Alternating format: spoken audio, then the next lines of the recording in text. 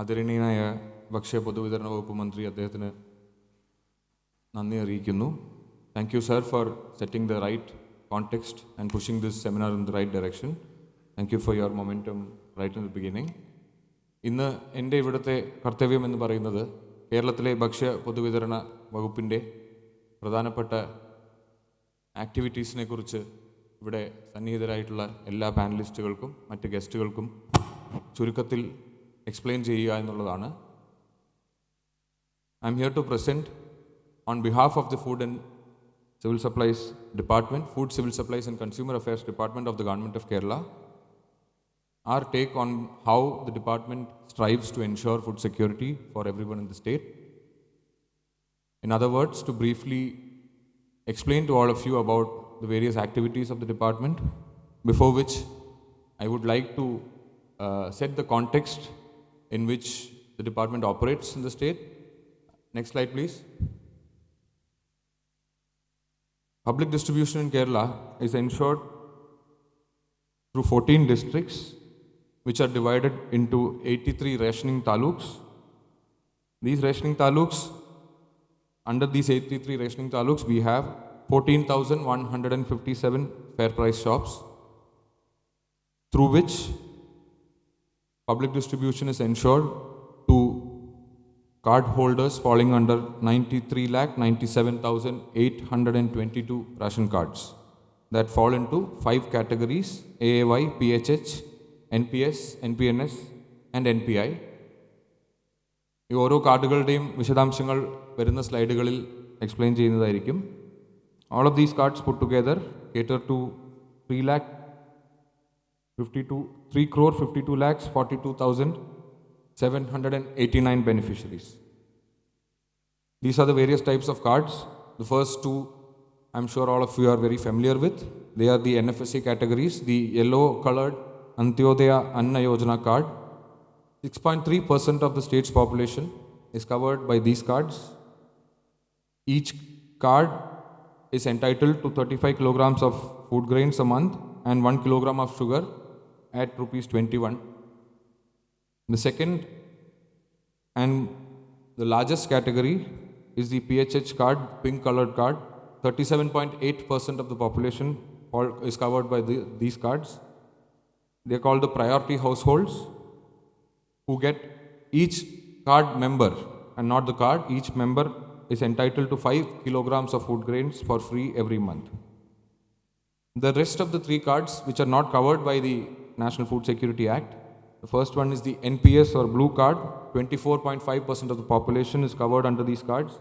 They are called the non-priority subsidy cards.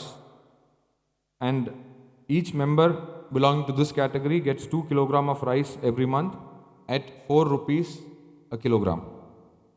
The NPNS or white colored card, 31%, these cards cover 31% of the population. And they are called non-priority, non-subsidy cards. And the entitlement varies based on allocation. Presently, the entitlement is every card gets 5 kilograms of food grains at 10 rupees 90 paise per kilogram. And the last card, which is the NPI card or the brown card as we call it, it covers 0.3% of the population. It's called a non-priority institution card. These cards are used to cover inmates of welfare institutions, orphanages, old age homes, etc. And their entitlement is 2 kilograms of food grains per card at rupees 10.9 per kilogram. Next slide, please. Now, talking about a very brief history of public distribution in Kerala, started around the Second World War. At the time, it was controlled by the Land Revenue Department, 1948. In 1962, the department was officially constituted. The Food and Civil Supplies Department was formed in 62. And by 64, we had an informal public distribution system in response to rice shortages that the state was facing regularly. The next year, we had the Kerala Regulation of Food Grains and Distribution Order in 65. In 66 came the Rationing Order, and so on. These are just the main keystones of how the department and the public distribution system evolved. And in 97, we had the targeted public distribution system.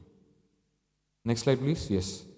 Now, just very few key statistics as far as Kerala and food security are concerned.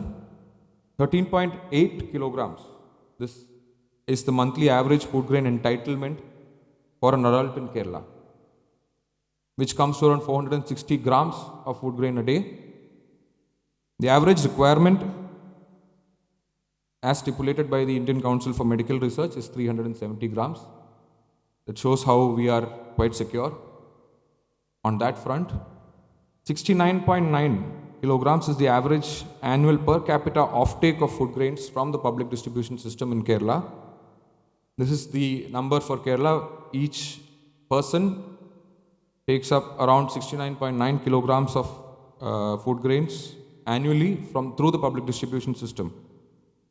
And the average annual per capita requirement, going from the previous data point that I mentioned, comes to 135 kilograms. You can see how the public distribution system covers around 51.7% of every person's annual food grain requirement. It covers more than half of the food grain that every person requires in Kerala. 86% is the proportion of Kerala's food grain requirement coming from other states. That is what the Honorable Planning Board member was talking about in his introductory speech. Kerala and also the Honorable Minister, where you can very well see that we produce only around 14 to 15% of what we consume. The annual requirement being around 43 to 45 lakhs of metric tons, and the annual production 5 to 8 lakh metric tons. You can see the huge difference, and in spite of this difference, the Honorable Minister, the Honorable Member of the Planning Board, they were mentioning how Kerala strives to ensure that we bridge this gap very effectively. You can see how we more than balance out the daily requirement of food grain in spite of producing only a very meager percentage of what we consume. 96% is the offtake of food grains through the public distribution system when it comes to the first two categories, the AAY and the PHH cards were covered under NFSA. You would think that those grains are for free, so the offtake would be very high. If you look at the next statistic, it's 93%. That is the offtake of the non-NFSA allocation. The other three categories of cards also take up 93% of what is allocated to them. These figures are for 21-22. We are also very sure that those figures have only gone up. Now, coming to a very brief explanation of the National Food Security Act, I'm sure all of us are more than aware of what it is. It covers around 75% of rural population and 50% of the urban population. I already spoke about the eligible categories. Key provisions of the Act: 35 kilograms of food grain free for AAY categories, 5 kilogram food grain free per member for PHH categories, all of which was explained in the previous slides. In addition to this, there is a provision for food security allowance in case of non-supply, and also very robust grievance redressal mechanisms. Next slide.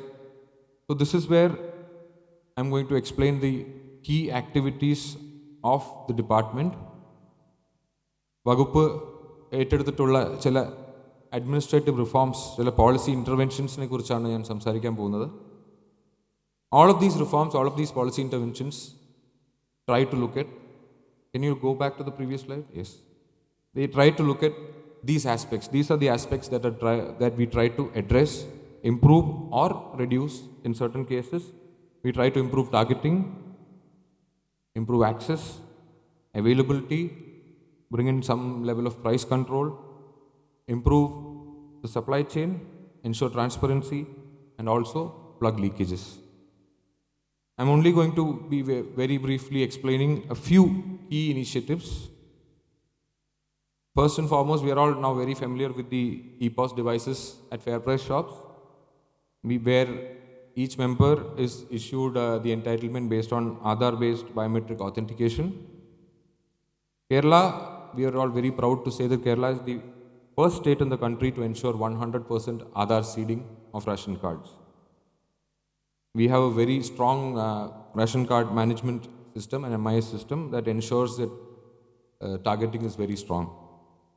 We have a mobile rationing system which improves access and reduces diversion, especially among backward and remote communities like tribal populations. The system presently covers 132 tribal hamlets in the state, and it is very efficiently organized in collaboration with the forest and tribal welfare departments. This is the third one that I'm going to talk about. It's a very unique and new initiative of the department. It's called the Center for Price Research, Kerala. This center, this organization that was recently formed a couple of years ago, with the help of researchers and research assistants that we've recruited, they do extensive field studies on a regular basis. They analyze prices in more than 70 markets across the state to publish weekly price analysis reports that tell the public, that inform policymakers, that inform decision makers about the wholesale and retail prices of 13 commodities. In order to improve the supply chain, ensure that we have safe, secure, and adequate storage in the state, the government is now envisioning the setting up of taluk level scientific godowns in all of the rationing taluks that I was talking about previously. Each of these godowns is planned to be around 12,500 square feet in size in all 83 taluks. And we are also planning to tap into the Agriculture Infrastructure Fund to ensure financial resources for setting up these godowns. Land, of course, is provided by the state government. Once this chain of godowns is set up, our idea is that we will be able to stock the stock worth of more than 1.5 months at a time through these 83 godowns. So the inauguration of the work of 3 godowns is already done. It's a very recent project, only a couple of months old. We've already started off with the work in 3 locations, and we are in the process of identifying locations and tapping into the AIF. We expect the whole project to get completed in probably the next 2 years. To ensure that storage is not just strengthened centrally through these godowns, through these chain of 83 godowns, we are also looking at ways to incentivize fair price shop owners to improve their storage facilities, to ensure that decentralized storage is also very good. And there is an incentive, the loans that fair price shop owners are given to expand their storage, and 3% of that interest is subvented by the government. And this project has already been approved by the planning board. It's in the works and will be launched very shortly. We expect to expand storage facilities at around 8,000 fair price shops through this project. Next slide, please. The next major area where the department intervenes is in bringing in some level of market intervention and price control. This is done, next slide, through the Kerala State Civil Supplies Corporation. In short, it's called Supplyco. It is a public sector undertaking under the department, a state PSU. Major activities of the organization include market intervention that I'm going to talk about. In addition to which, it is also the nodal agency for decentralized paddy procurement in the state. It is also the nodal agency for NFSA lifting, storage and distribution. It also has more than 1,600 outlets, retail outlets through which FMCG and other essential items are sold. It also has more than 100 medical stores through which medicines are sold at a subsidy, and also has 11 petrol pumps. Now coming to the key aspect that I'm going to talk about here, which is the market intervention aspect of this organization. 13 essential items, including food grains, pulses and spices.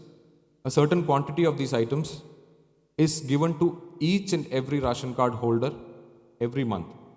It's a universal coverage. There is no categorization there. Any person who has a ration card is entitled to a certain quantity of these 13 items at rates which are subsidized by the government.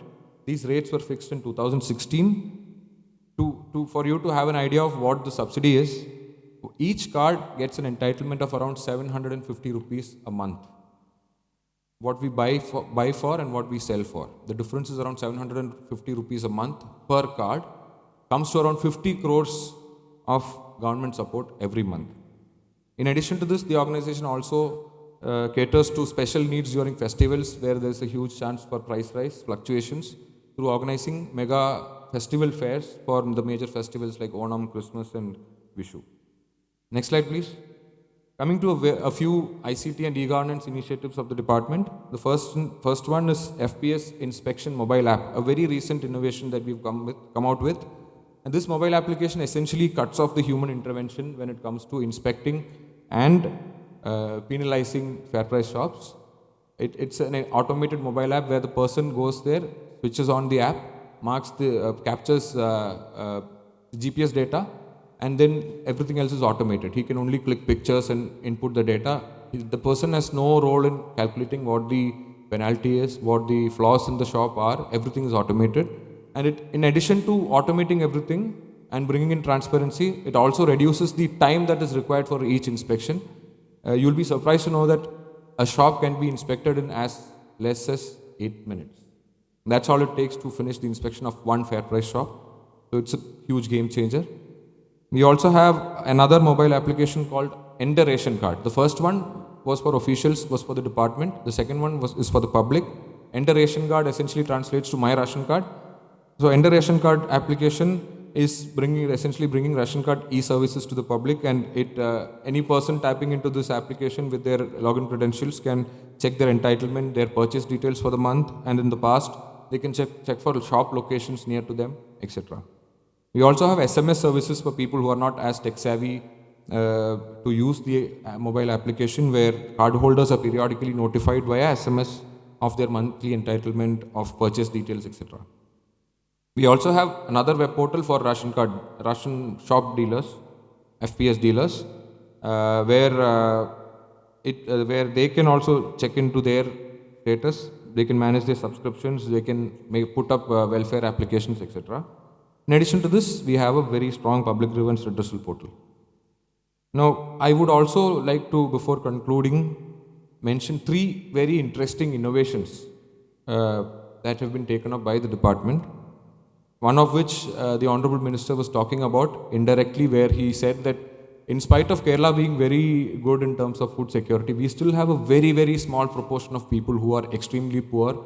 And maybe when I spoke about the coverage through the rationing system, where it came to around 96%, we still have a small proportion of the population that is left out.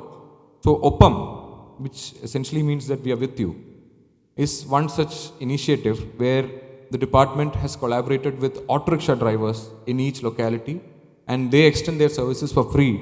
And we try to get the public distribution entitlement for people who are either bedridden or extremely poor and remote and unable to come to a ration shop, or for other reasons not able to pick up their monthly entitlement.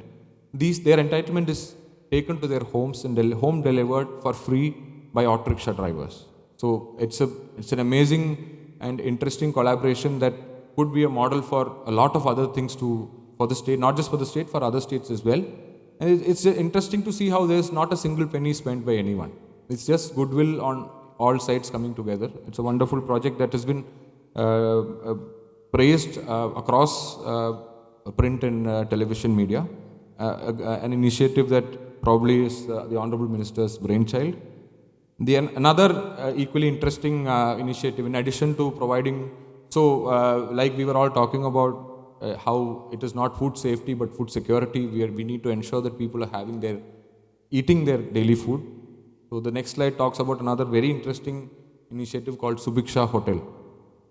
So these are a chain of restaurants across the state where any person can just walk in. Of course, there are models in other states. We've all heard about examples from other states. This is the Kerala version of those models. It's called a Subiksha Hotel, where any person can walk in and have a meal at 20 rupees.